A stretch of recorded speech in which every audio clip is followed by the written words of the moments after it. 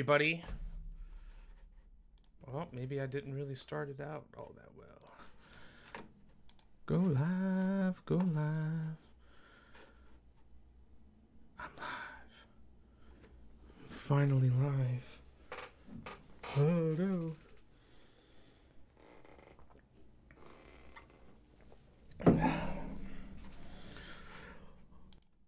Hello and welcome everybody.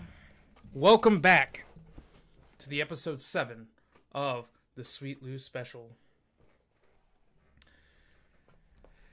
Alright, where do we begin? I'm hoping everybody has had a great weekend, an awesome start to the week, and an even more awesome Monday yesterday. Spring has really started to roll in. It's starting to look great and beautiful outside up here in the Pacific Northwest. I'm loving it. It's getting a little bit warmer.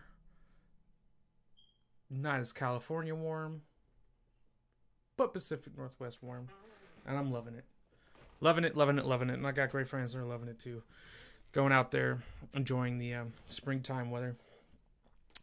You know, enjoying nature. Going out for their hikes. It's a big thing here in the Pacific Northwest about going hiking. And it is what it is. And anyway. Hey, again, I want to welcome everyone back that has watched. Hey, I've been getting a lot of love and support on my Instagram. I wanted to let everyone know that I'm also having a new Facebook page out there, the Sweet Lew Special. Sending it out to all my personal friends. Been having a lot of likes on it. Major love. So if you're out there and you haven't joined my Facebook page yet, you get the same updates as you do on the Instagram page. It's the Sweet Lew Special. Okay? You'll see my banner up there.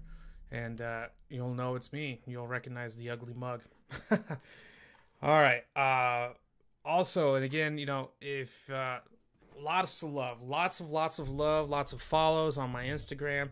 It has been amazing.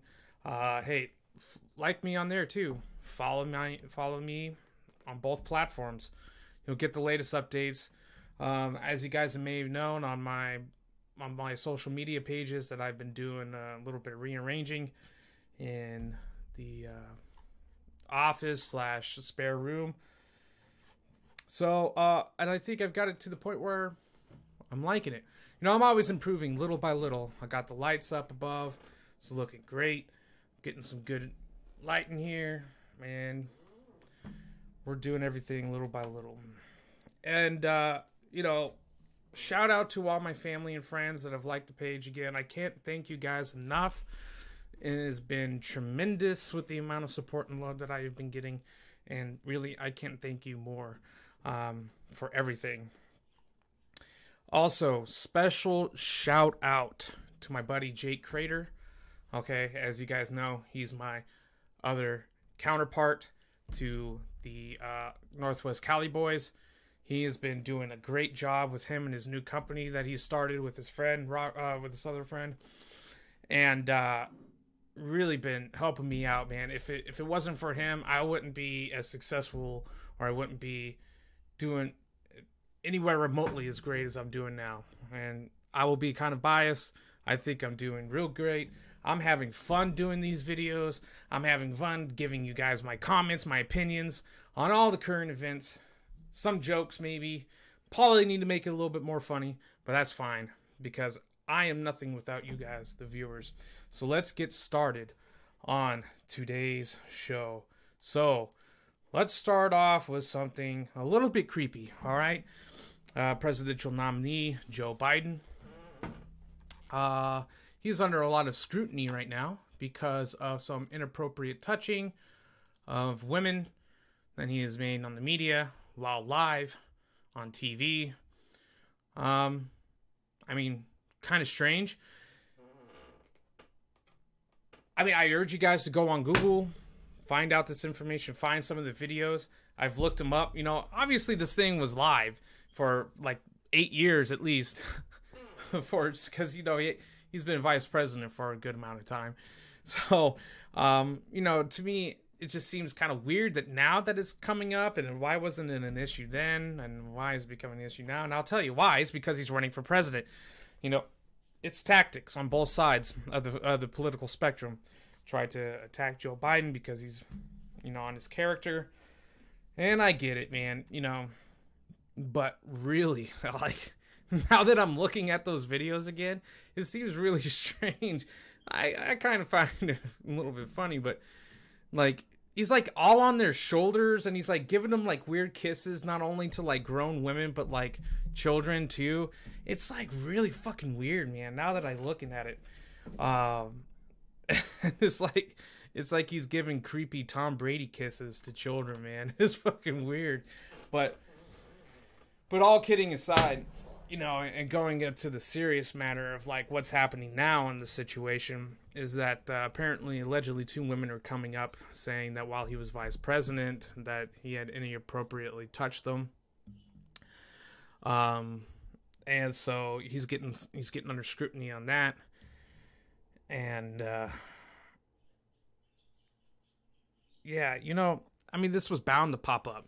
This was bound to come up. I mean, not like necessarily this part of, like, him inappropriate touching women, but, like, for the right to come out and, like, or whoever really made this public and whoever really got the hair up their ass to, to put in the work for this, they knew what they were doing. They knew where to find the information, to find the videos and stuff like that. And I just find it, it's just what do they call it? Smear campaigning or something like that. There's, like, a word terminology for it. Which is understandable. I mean, it's expected. It's gloves off. It's coming. 2020 is going to be here soon before you know it, and then it's going to get real dirty. But, it wasn't kept a secret. I mean, it was obviously made live on TV, live to the American people. So, to me, my honest opinion, do I think any of this is going to stand? No. But again, I would like to get your guys' opinion on it. Google it, the Joe Biden touching videos, and you will find out that it's some creepy shit, man. And like someone said, it's like an old weird uncle. So that's why I posted him out here on the description. Weird Uncle Joe Biden, or but do I think that Biden actually did that? To attain sexual gratification from touching other women? No, I don't think so at all. I'm not going to be voting for the guy, obviously, but if it quacks like a duck, walks like a duck, I'm going to call it a duck. If the shoe fits, I'm going to fucking call it out. And so, my personal opinion, nothing's going to come of this. And do I think that he had any bad intentions of doing it? No, I don't think so. I just think that he that's this mentality, and he's probably a little bit weird. Everyone's got those weird fucking things about them that just, it's all different. But, I mean, it really was kind of weird. Maybe someone should have said, hey, kind of calm it down on the kissing of the neck of other people's wives and shit, or, back massages of children. Now, I may be wrong. I've been wrong many times in my life. I'm going to continue to be wrong. I don't want to be, but, it's going to happen. People make mistakes. Shit happens when you party naked. So, and, he got caught with his hand in the cookie jar. Now, what would make this situation different from others is not like it was, like, hidden at all. Now, the accusations of the 2 women that came out and said that they were inappropriately touched by Joe Biden. I didn't get to read the information that surrounded that. I don't know if that was behind closed doors kind of thing, or if it was, like, in public. I don't know for sure. And it's something that I can look up, or you guys can look up. We'll all look it up together, and we'll all debate about it. But it's yeah. I really don't think that the man did it purposely for sexual gratification. I highly doubt it. And again, I don't think anything much more is going to come of this entire situation. It's just going to be a quick smear on his campaign. Next week, we're going to talk about some different shit, and then, we're just going to move on from it like we normally do. But, to, get into a more deeper, like, meaning of, behind why I'm talking about this specifically, and what makes the situation more eerie to me is that this whole Me Too pendulum, I'm always going to be referring shit as, into a pendulum. you know, or we can talk about it as a scales of justice, whichever. But, like, either way, one side is greater than the other in this one. This is not an equilibrium nor an equal balance of both sides when it comes to the Me Too movement. And as you guys know from last Sunday night that I talked about the entire Cardi B situation, where I feel like that pendulum of sexual assaults and accusations, which I'm all for. I'm all for people standing up, being boisterous in what has happened to them, calling others out, and say, hey, you know, and raise your hand and say, hey, this happened to me, and, you know, and so on and so forth. I'm all for it, man. And put those pieces of shit in jail and go after them that actually committed these crimes. But however, and like I said last Sunday, and I'll reiterate this again, men get sexually assaulted too, you know? So, and what I'm getting to is that this weird pendulum that we've gotten onto on one side, like especially with Alyssa Milano. Now, I've read some comments from her recently. She's been very boisterous in her political opinion. Obviously, Democrat, left-leaning, maybe a little bit alt-left-leaning, you know, pro-abortion, fucking hates Trump and all this and this and that. And I guess majority of America, and especially Alyssa Milano, you know, they're standing by Joe Biden, which, again, I understand. But, like, when it comes to, like, the big view of the entire Me Too movement, and that's what the entire, you know, Supreme Court Justice Kavanaugh and his hearings had all been about, was that, hey, listen to the allegations. Let's go through the allegations. Make sure that they're either true or false. You know, go through the due process of finding out the truth behind what, you know, the truth behind these allegations, and then make it public. And then if it's true, let it know. If it's not true, let it be known. You know, whatever. But however, so it goes to when it was Supreme Court Justice Kavanaugh, it was, hey, believe the woman right away, which again, that's a totally different subject. And again, it just seems like it was too convenient at the time for her to come out and be saying that stuff. Anyway, but then now the left is saying, hey, no, Joe Biden couldn't have done it. You know, absolutely not. You know, after they've gone through like months of saying, hey, you know, the woman needs to be believed in this situation. But however, what they don't want you to know is that the woman only needs to be believed when the perpetrator is a Republican, or a perpetrator is not in their agenda. You know what I mean? And that's what it is. It's just a shit show of tug and war here. Of, you know, I was going to mention it to like compare it to UFC cage fighting. You know, now it's gloves off, and now both sides are fighting at it. You know, and they're really giving it strong to each other. And it's just the beginning of the campaign run. Now wait until next year, until once the elections actually start, and it's going to get brutal. It's going to get brutal again, just like last time, you know, with the entire debates between Hillary and Trump. You know, it was it was entertaining to say the least. You know, I watched the video last night of Trump's moments of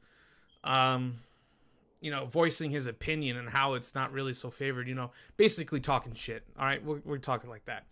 And some of the stuff, man, I remember him saying, and then the other stuff I didn't really get to see, and I was like, man, this guy really doesn't give a shit, man.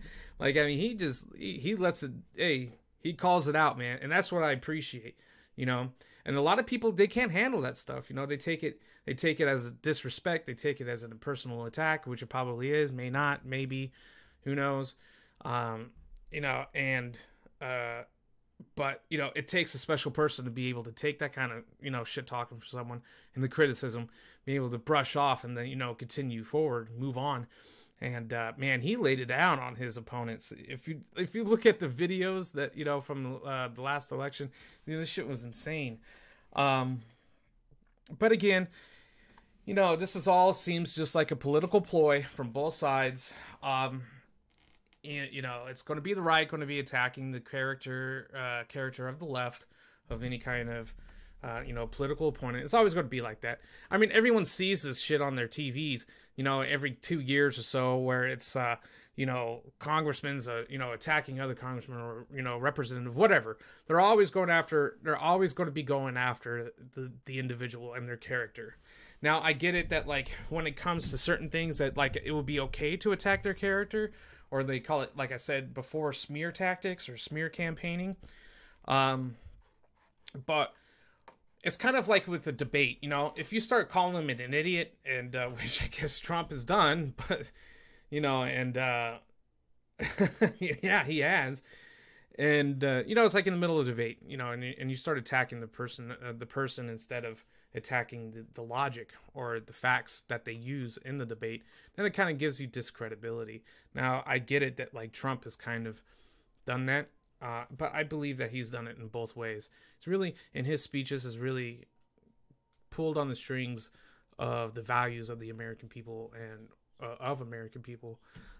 and really giving them the voice of what they've been wanting to say for a long time, and actually, supporting them on that. So, anyway, and, I don't think any of it's going to stand. I think next week's going to be some different shit that we're going to move on from. And, so, I don't think Joe Biden has much to worry about. I don't have much against the guy, to be honest with you. I got my best friend in this world was sworn in with his citizenship, in Iraq, and sworn in by Joe Biden. And that was in 2009, 2010.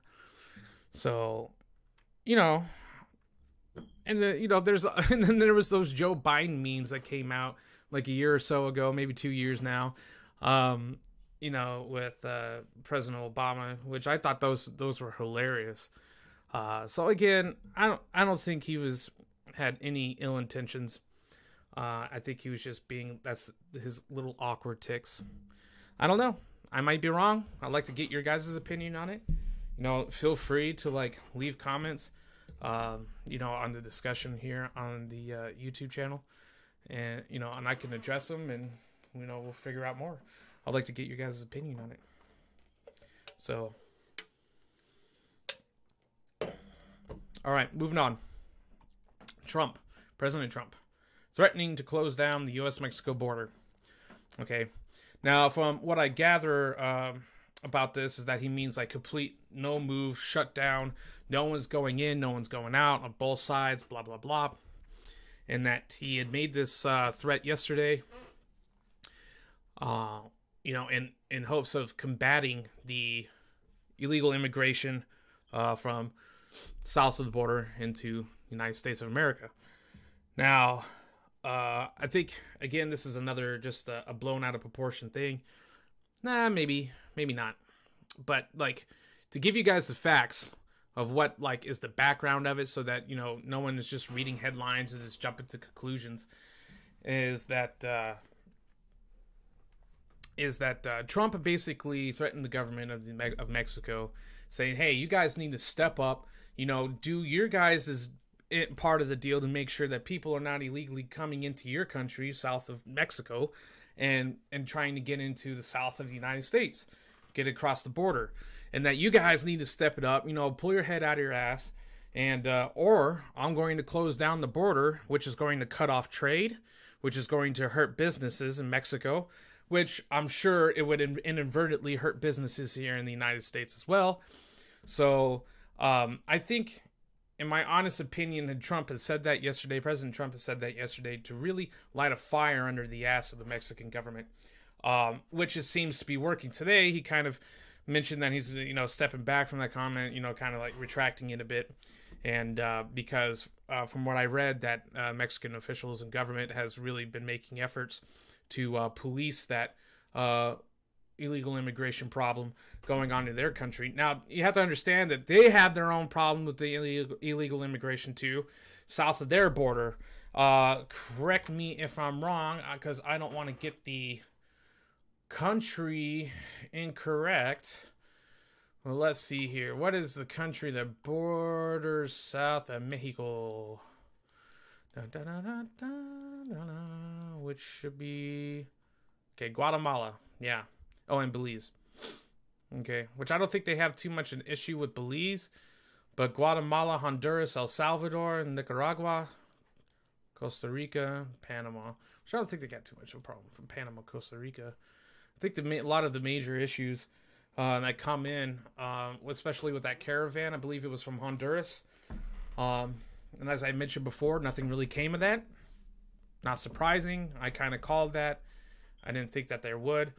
But like, if it was going to be a complete shutdown of that border, Mexico would definitely feel the economic backlash due to that border shutdown. And again, as I was saying before, that they had their own issues with their illegal immigration too, coming out of Guatemala, which Guatemala has that issue coming from Honduras and El Salvador.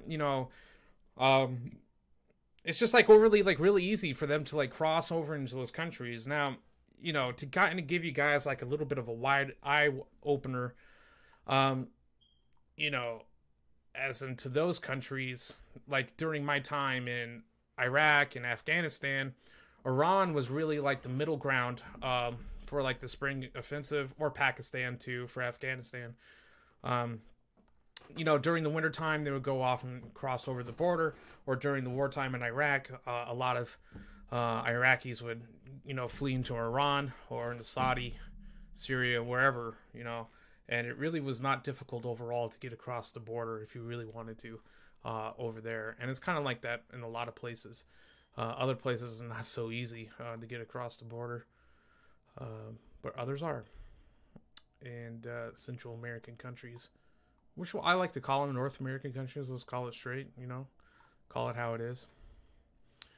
Anyway, but it seemed to have worked. Okay, lit the fire under that ass, got them moving, got them stepping, got them to do what they need to be doing. Because do I feel that the United States needs to endure the entire burden of that illegal immigration? No, obviously not. And I don't think that is within Mexican interests to have the border closed down, or to have so much attention on that border. Probably mostly for like the cartels, because they don't want that shit closed down, and that drug supply and that cash flow is going to slow down. But when we're looking at legitimate businesses, it would definitely bring an effect, a negative effect on both sides. Will it hurt the United States as much as it'll hurt Mexico? Absolutely not. It will hurt Mexico more, but still, I'm against the idea that even if there's businesses here in the United States that rely on importation of Mexican goods and products, I would be against that, because I don't want it impeding on local economies and stuff like that. That's jobs, that's people's money, and that's what we're all about, right? Love of capitalism, love of the mighty dollar. Now, interesting fact that I read off of one of the fact pages that I'm part of, they claimed that if the U.S. were completely closed down the border, or close down the U.S.-Mexican border, that we would be completely out of avocados within 3 weeks. Now, I could have swore that California had crops of avocados. So, like, the validity of that statement, avocado grow in California.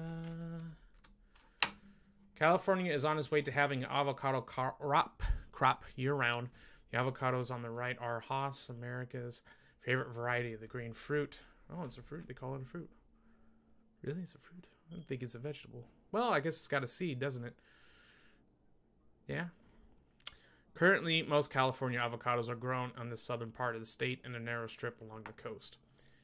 So, yeah, I call BS on that. But, completely, I would say that it would definitely have effect on the avocado use and consumption here in the United States. I'm not a big avocado guy. I'm not big on guacamole. Shocking, I know, from California, but I'm not. So it really wouldn't hurt me. But, however, it would still hurt other Americans. So, and I'm all for not having that happen. But, no better way to make the government, really put a little pip in their step to get shit done than to really, like, threaten, their income, amount of money coming into their country. you know, and it was a threat of like really lightening up people's pockets. So again, I mean, it worked, you know, just like almost anything else that really worked. You know, I find it kind of ironic that, you know, as President Trump is using economics and, you know, money to really influence other countries and other governments and other leaders around the world to get shit done. You know, we have local governments and state governments here in the United States that just like want to tax the hell out of other, you know, certain things in order to deter us from consuming said product. You know, so it's, you know, it's a tactic that they, you know, politicians have been trying to use, you know, or have been using for many years. So it's to no surprise, you know, if they add a damn 20-cent tax per gallon on the gas, you know, they know that there's going to be people are going to have to buy it, so they could just keep adding on the taxes on that shit. You know, governments, man, they're not short on any funds. I don't think so. I don't believe this shit one bit. You know, I think here in the state of Washington, they get 44 cents per gallon. 44 cents per gallon the state of Washington gets on petroleum tax. That's insane. You know, I don't know the exact stats nor numbers of what's involved or like the consumption of petroleum here in this country, but I see so many cars out every day, and I'm sure it's a lot. You know, the federal government gets their kick out of it too, which is I think about 14 cents a gallon, or 19. But you know, that's coming up on the state law and state regulations that I disagree with that goes on here. And some of it I agree with, some of it I don't. And it's, as I mentioned on the Northwest Cali Boys previously, you know, with all the people that are moving out of California and they're going into states like Washington, Oregon, Idaho, you know, Texas or whatever, Arizona, you know, they're transplants, a lot of California transplants, and it's at an alarming rate, to be honest with you. And I see it all the time, especially up here, even by the military base. You know, I get it. You know, I'm just another number and another statistic. But, you know, I didn't move up here to change Washington into California. I got out of California so I didn't have to live by the bullshit rules out there and laws. Because, hey, that's my right. If I don't agree with how the government goes out there, I got the right to move out of it and move to a location or a state or a community that shares the same values, or at least a lot of the same values as I have. That's my right. So that's the way that I view it. And so again, as I mentioned before, no intention going back to California, Washington. I'm here to stay. However, I just don't like a lot of the things that the way policy making and laws, regulations are being you know, conducted here in the state of Washington. But that's for a different time. I mean, we could talk about it now. I mean, really, I got all day, but I just want to get over to the topics first. And so, and again, hey, you know, good for Trump, dude. You know, I'm all for it. I like his approach. I mean, there's a lot that don't and think that it's unprofessional and rude, and I find it quite unorthodox, and I would agree with them on that. But however, you know, if it looks like shit but works, then it works, man. You know, it's or what's the saying? You know, anyway, but it works. You know, as long as it's getting the job done and it's really putting the, you know, kicking that ass. So I mean, like for example, you know, the relationship with North Korea.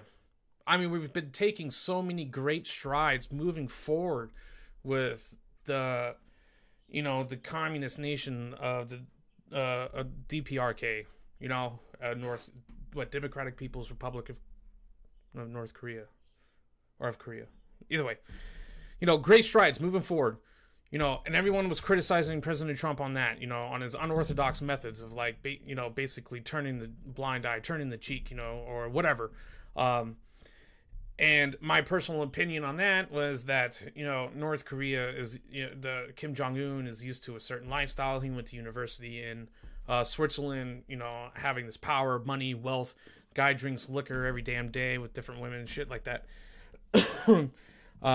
And so I think, you know, he's kind of maybe promised a little bit of a different, more Western lifestyle, which I think that he really appreciates. I think Kim Jong-un has an appreciation for American culture, I mean, what's his name? Not Charles Barkley. Oh my goodness, man.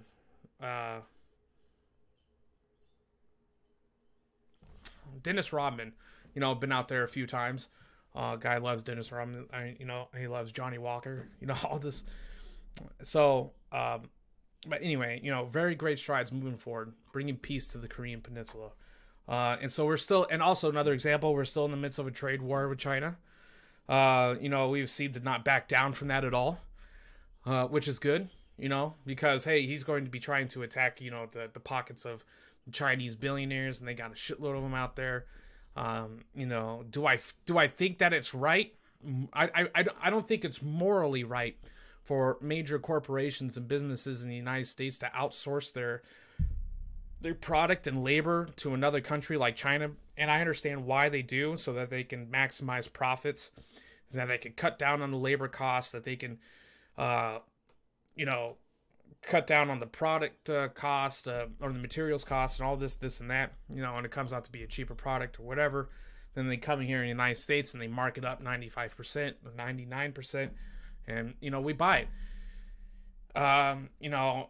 And as people that are close to me, as they say, China provides most of the products here in the United States to the world, all different kinds of things, clothes, food, technology. All this may be designed here in the United States, but it's all put together by child labor, exploitative labor in China. And they have laws that allow them to take advantage of their workers, of their people. But I don't know how that trade war is going to work out. If it's going to work out in our favor, I hope so. I would like to always hope so. And yeah. Let me make sure everything's on the up and up here. They have laws that allow them to take. All right, so okay, and another thing, pulled out the Paris climate. That's another big ball move that we did, or that President Trump had done. And everyone jumped on that bandwagon of talking shit about President Trump and about pulling out of the Paris Agreement. And then, there's a strong support for President Trump too. Strong. Whenever they make memes on the left, the right, dude, they come out with some ruthless shit sometimes when it comes to the memes. But, and I agree with it, man. The Paris climate, I'm sure, it was going to, just like anything else in the European Union, going to be relying on American funds. That we have to give up millions and millions of dollars, billions of dollars every year, for NATO. We have to give up money for the defense fund there in the European Union so that everyone can feel safe when it comes up against Russia. And we've been exploited by the European Union for a long time, that the pendulum has swung to where, the Nazis came in World War II. We had to come in, beat that ass, and then, with everyone else, obviously, and came in, helped to beat that ass. And then we knew that, we couldn't leave without an influence in Europe again after that. Because last time we did, World War II happened. But being exploited by the European Union, pull out of that shit, man. Fuck them. And, it's not like we don't care about the environment. It's not like we don't care about the climate. And as I mentioned before, the United States really contributes to 13% of the entire damaging of the Earth's climate. Majority of it's coming from China. And as someone has said previously that I listened to, is that the president, or we can say dictator, however, emperor of China, if he says jump, the people are going to jump. If he says build this, they're going to build that, So if we can be able to influence him, to have an impact on his people, to have an impact on his country, to change, to more cleaner energy, and to reduce the amount of pollutants going into the atmosphere and damaging the earth, then, he has all that power in his hands. It's just a matter of if he wants to and if he can afford it, because it all comes down to the mighty dollar, Anyways, we pulled out of the Iran nuclear deal. you know, and that was a shaky relationship between the Iranian government and us. You know, they've been always sending threats to us. You know, we fart against the wind, you know, towards Iran, and then they're going to say, you know, we'll blow you up and shit like that. You know, biting the hand that feeds. And you know what?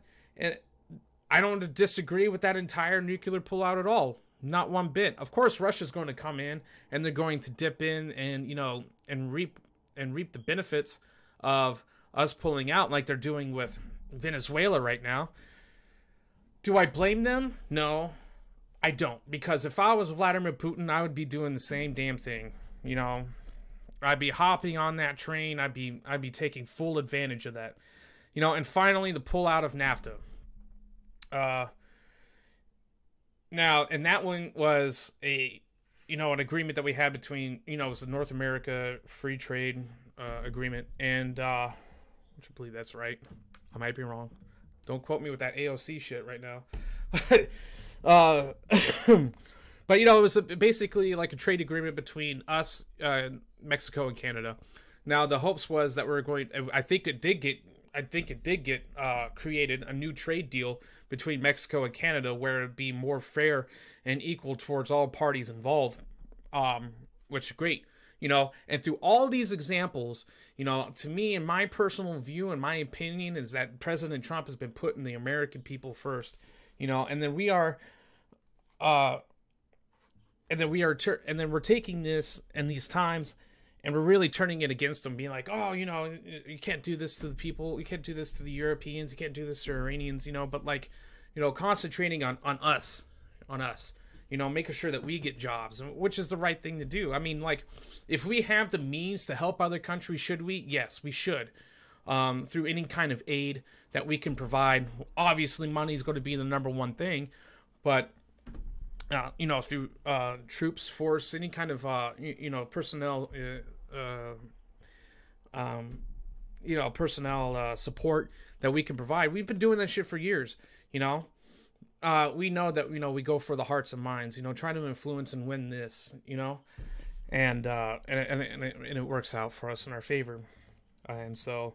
But really now it's and I feel like it's been placing the American people first. All the tax breaks that we've been getting, from my understanding, from the readings that I've read, you know, jobs have been increasing. I see, like, even in my local area, community here, I see like jobs, you know, hiring here, hiring there. Now, granted, they're not like big career jobs. It's like places that like a Subways, or it's like the fast food places, or it's the department stores. People are hiring around here. They are hiring. And I don't even think they have enough people applying for those jobs that they can fill all the positions. And that's what I see. That is what I see. This is my view. This is what I can see. This is what I can feel. You know, and this is what I can hear. So maybe you guys out there have a different opinion, different view, because different parts of the country, we all see different things. Now, I must understand that it's not all in the federal government. You know, it could be state and local laws too. And so that's just what I see. And this is my experience.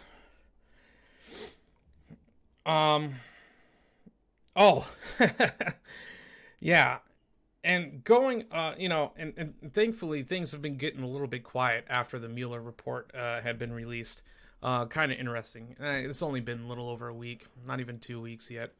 But, you know, the biggest thing that they're trying to put out is the border shutdown. And to really caveat on that, which I kind of found hilarious at first, but really, really fucking dumb, was Fox News's little excerpt of Trump cuts U.S. aid to 3 Mexican countries.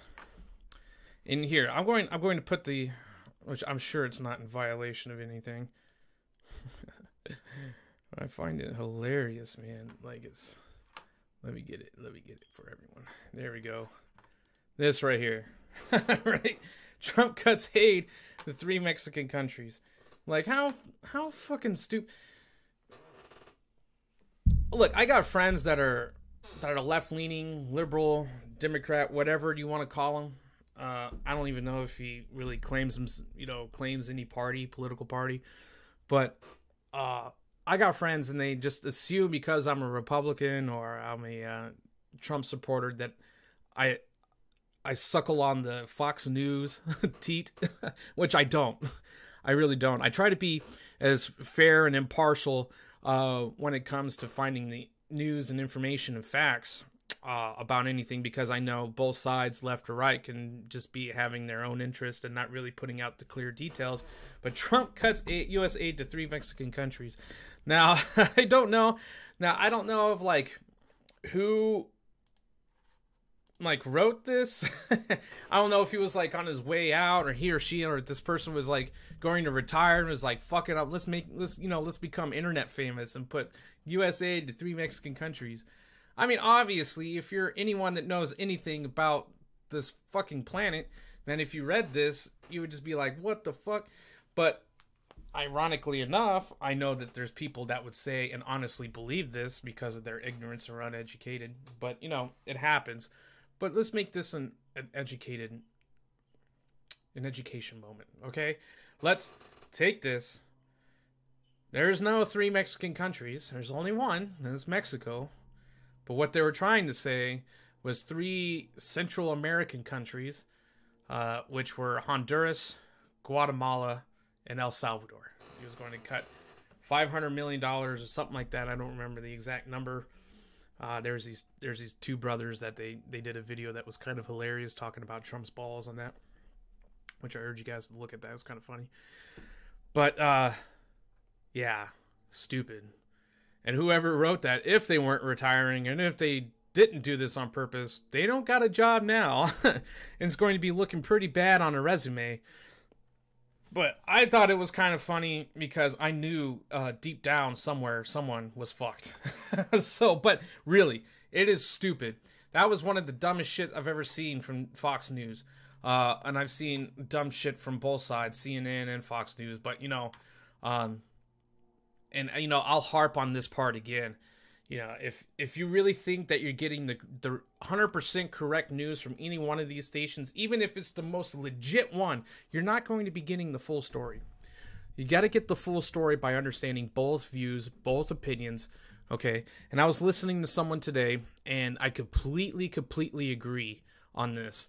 If someone just disagrees with you, the appropriate way is to not shut them out with silence and try to unplatform them, deplatform them, like Alex Jones. And that's a great, perfect example because not a lot of people agree with Alex Jones. And I don't agree with all the stuff that he says, but I do agree with some.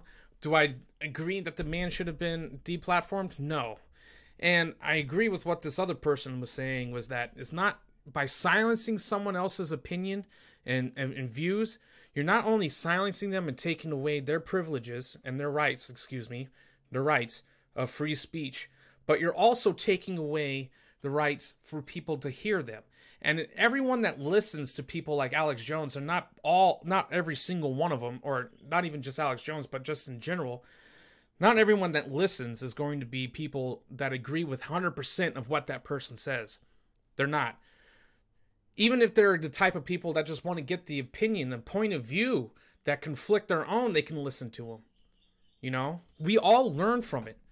Even if it's something that we don't agree with, and we're never going to agree, but we still make it a learning experience by listening to how their mind processes and where they get this information and how they view this entire situation or any kind of current events. And it's not right for the listeners, and it's not right for the person that's speaking to be silenced like that. And how to fight and combat against something that you don't agree with is just more speech. Just more talking about it. Support your ideas with concrete evidence. Make your claims, and really try to win the hearts of the people and those that are trying to listen to you. And it's something that I understand wholeheartedly, that not everyone is going to agree with me, and that's okay. And I like that, and I respect that. And I want to hear that point of view.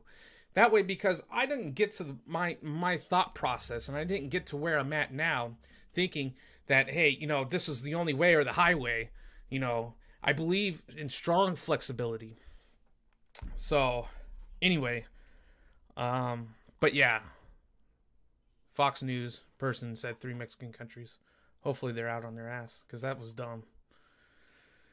All right, so I wanted to share this last tidbit, because you guys probably heard me singing on the opening page, on the opening picture. R.I.P. Harambe. Now, I've come to really starting to enjoy, like, a lot of the things that Elon Musk has said, Elon Musk has put out, and like, for the longest time, for many years, I didn't really know who he was, and I didn't understand, like, what his stance is on stuff. And like, it was, like, after watching him on Joe Rogan, and the one when he smoked the weed and stuff like that, I really have, like, a deep respect for the man. I think the guy is just fucking amazing and genius. And so anyway, I'll get off the pedestal here with him. But if you haven't gotten the chance to hear his new song that he announced, what was it, Sunday or over the weekend? He made a song on SoundCloud. I don't know if he actually made it, because from my understanding, it's just someone else that made it, but he may have published it. I don't know for sure. He may have really made it. But the song is called R.I.P. Harambe. I think the song is amazing. It's just a minute and 50-something seconds of, him singing R.I.P. Harambe, sipping on that Bombay. I think the song is amazing. It's pretty cool. It's simple as fuck, but it's catchy to me. And so, if you don't know, song's named after and made after, the late great Harambe gorilla, who was murdered in his living area at the Cincinnati Zoo. Yes, and I stand by it. Man was murdered. All right. Many memes were created in his honor after his murder. The famous saying of "Dicks out for Harambe." If you guys follow me on my Facebook page, you see that I already shared it. I will share the video link to R.I.P. Harambe here on my channel at the bottom of the video. So hey, keep an eye out for that if you haven't seen it yet or listened to the song. I'll have it here. Quick click. It'll get you over there. You listen to the song and enjoy it as much as I do. Now, and to go off a little bit on that, I found the entire Harambe movement was not only hilarious after all the memes and shit came out, but like I found it interesting by looking at it from the outside and really looking at it from the outside looking in. And I've really come to this conclusion that as millennials are getting older and that we're becoming adults, and I don't know if I'm considered millennial. I mean, I was born in 89. Every damn year, they're switching the years of what millennials were born in. But let's say I'm a millennial. Screw it. I'll take it. But like, the current millennial generation, they really have a deep love for animals, man. I remember as a kid that like no one was no one really stood up for like dogs and shit being abused, or I don't know, man. I just think that like us growing up in the 90s, early 2000s and shit like that, going through school and watching and all the media about like animals, the Steve Irwins, the nature shows have really been popping. I still love like the show Planet Earth. I love all those nature shows. I just think that millennials have like a deep love and respect for animals now. I mean, we've even gotten to the point where we have brought back the California condor from definitely near extinction. We thought the damn thing was dead, completely extinct, and then they miraculously found one, kept it at the Oregon Zoo, and bred them, and then now they're getting. I mean, I think it was in 2005, early 2000s, we took the golden eagle and the bald eagle off of the endangered species list. Now it's just watched.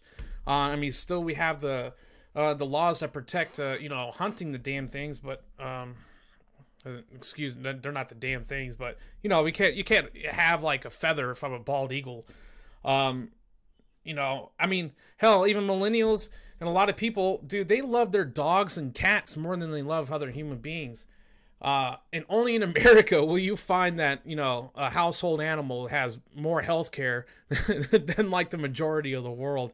So, but, and it makes me wonder that, like, I see it that we were taught all these different things, to appreciate the animals. We saw, like, we always went on field trips and got to see all different kinds of shit. And it really got instilled into us, and I think subconsciously, like, we just have a greater appreciation for animals, which I think is great. And so we spent so many years as human beings, destroying their environment, and then now, this upcoming generation of the millennials are really taking charge. I think so, and it makes me wonder of, like, what's the generation in 20 years? What, from now, what are they going to appreciate? What are they going to have a love and passion for, and try to conserve and try to save? So, for all those that, like, want to talk shit about millennials, and it's funny at times, and I would say that, it's definitely a positive with, the animals. That's just my observation. Hi, buddy. All right. Hey, so this is going to be the end of today's episode. And I really want to thank everyone for coming out. Here's my little boy. Go ahead and say hi, Michael. Hi. Hi. Hey, I really want to thank everyone for coming out and really liking the Facebook page, really following me on Instagram. And so I just want to say, hey, catch me tentatively tomorrow. I should be doing another episode. And again, I apologize for yesterday's cancellation of the Sweet Lew Special.